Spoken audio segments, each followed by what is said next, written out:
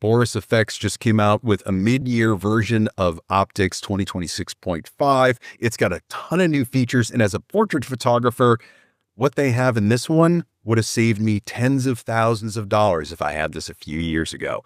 I'm going to show you how to turn any seamless paper or wall or canvas backdrop into your own signature canvas backdrop using something called Sgrunge. So we're going to dive right in. Now, I've got this picture of Johnny Edward that I took. I was helping him with a workshop. This is down at the Iron Ore Studio in Pennsylvania. And this is just a moment in time where Johnny was taking a second for himself and sitting down. Now, the backdrops behind him are from Backdrop Gallery out of Canada, and they're gorgeous. This is a beautiful set that Alona put together, and it's got wonderful gradients and textures. But if you're anything like me and you use the same backdrop over and over and over again, you want a little bit more oomph to it. And that's exactly what I'm going to show you here. So to save a little bit of time, I've preset some stuff, and all I do is open this picture into Photoshop. Now that it's here in Photoshop, I duplicate the layer, I convert that layer into a smart object, and then I bring up the BorisFX filter. So Optics is going to open up. Beautiful image by Bella Kotak at the beginning. I'm not going to apply previous filters and masks, and I'm going to show you the power of Sgrunge. So again, if you have painted backdrops, I'm sure they're gorgeous as they are, but we're going to make them a little bit better. When I look at this image, I see the floral print on Johnny's pants, and I really wanted to bring that out, maybe emulate that in the backdrops. So I can come over here in the BorisFX workspace, and I go to Portraits, and I find Sgrunge, and it's right there. Now, immediately, it's going to give you this, like, tough-looking overlay. I don't want to say awful, because it's got its own uses, but I want to go down to the bottom. There's a bunch of newer presets that Optics has included, and these are not AI. These are all photographed. These are all handmade, hand-painted sprites that they put into Optics that we can use. So there is no AI in these images. So if we go down to, let's say, wedding bouquet, you can see that these florals might emulate what's in his pants, and this is going to be a great starting point. But what I'm seeing right now is the fact that, well, the colors are going to be off and it's all over the entire image. So we need to do some masking to make sure that these all fit. But before I do that, I wanted to show you something while the image is large. There's a seed slider down here, and this is kind of like your secret weapon for imagination.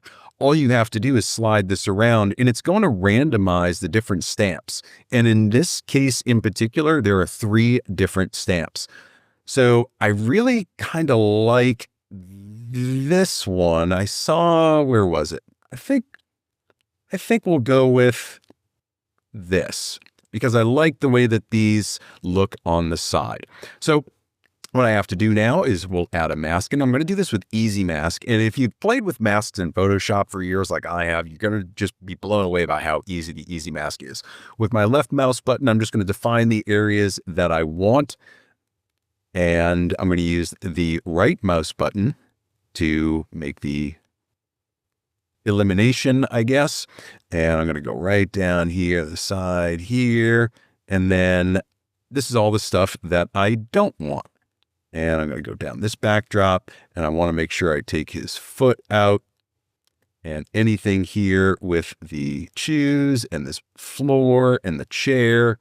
So we definitely don't want any of that. We don't want any of this. We don't want him. We're going to save that for another layer, and we'll produce that mask and see what that looks like. And you can press the M and see how you did. If you want to refine the mask, you can do that and just kind of highlight some of these gray areas and reproduce the mask. And now that's going to be nice and clean. So when I come back to the image itself, you can see that, all right, this is on that backdrop, but it just doesn't look right. So there's a couple of things that we need to change when you're using Sgrunge. Come down here to the emboss section. This is going to be the first thing that you do, and take the embossing all the way down. Emboss in this is really more for motion graphics folks, so it's not necessarily for us photographers. Now, that already adds a good look. The second thing you're going to do is come down to combine. And rather than having it be comp, I want to do maybe overlay. What does overlay look like? Ooh, that's starting to look good. Maybe soft light. I think in this case, I'm going to use overlay. Now you can see that each one of the stamps, right? There's 3 stamps, stamp 3, 2, 1. They all have different eyedroppers and we can change the color. So if I wanted to look at stamp 2, for example, I can change the density, how much of that stamp is used.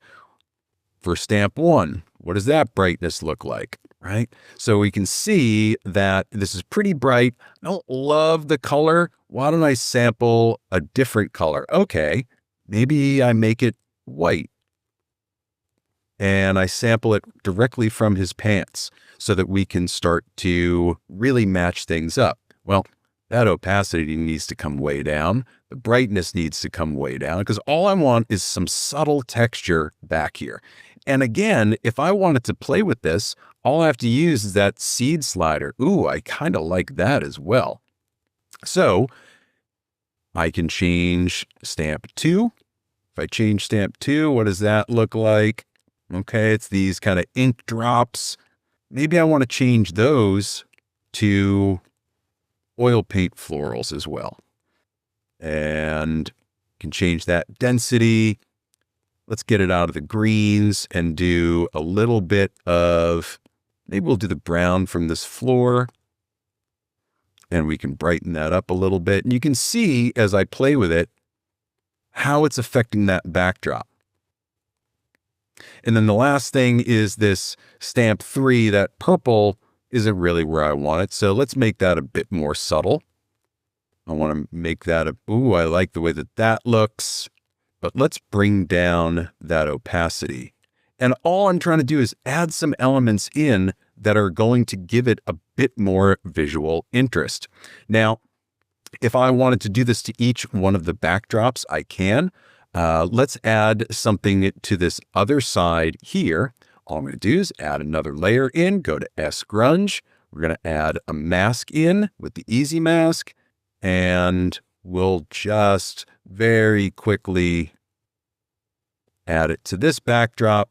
And then using the right mouse button, I just want to eliminate all the things that are not going to have these stamps for the backdrop on here. Right? We don't want to do any of this.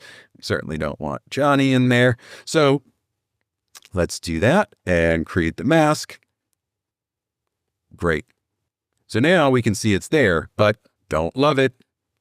Let's head back down to Wedding Florals, and we're going to drop the embossing down. Now I could have just duplicated that layer and started from there, but I like starting from scratch every time. You go through the same workflow, you repeat the same steps over and over and over. Now I'm going to go with soft light on this, and I want it to be a little bit darker. We'll play with the density. We'll play with the seed. See if we can vary that up. Kind of like that in there. Now I'll go to the stamp 1 details and just see what the brightness is doing. So the brightness on those florals up there, and let's get a different color. Let's just make it white because we're mimicking those pants. And let's turn down the brightness and turn down the opacity a little bit. And again, these are beautiful backdrops by Backdrop Gallery. I just want to add some visual interest. Now, stamp 2 doesn't have a whole lot going on in there because there's not much density. So that's a Starfield spray. Let's make that the oil paint florals. And again, let's brighten this up. Now you can start to see some of those purples and greens. Maybe it's a little bit too much. What if I did an overlay in there? Okay, that's great. So you're starting to see just how much you can vary the different textures and really go about this in a way that creates the exact look that you want. But I can't tell you enough, this seed slider is kind of your secret weapon for imagination. All you have to do is play with that, and it starts to add these structural elements in where now you're taking the texture of the paper or the canvas that you have and you're enhancing it with Sgrunge. So there are basically limitless options here. And if I had to sum it all up, go in, find the preset that you love the best, start applying it in different ways to your backdrops, but this is a great way for you to enhance the images for your clients.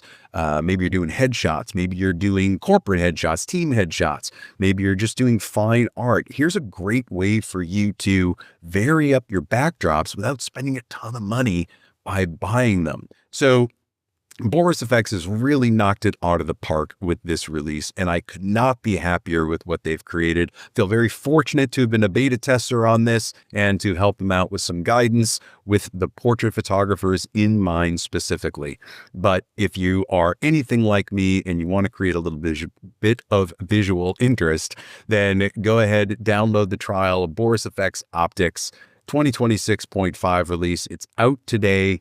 Go get it and let me know what you create. Thanks.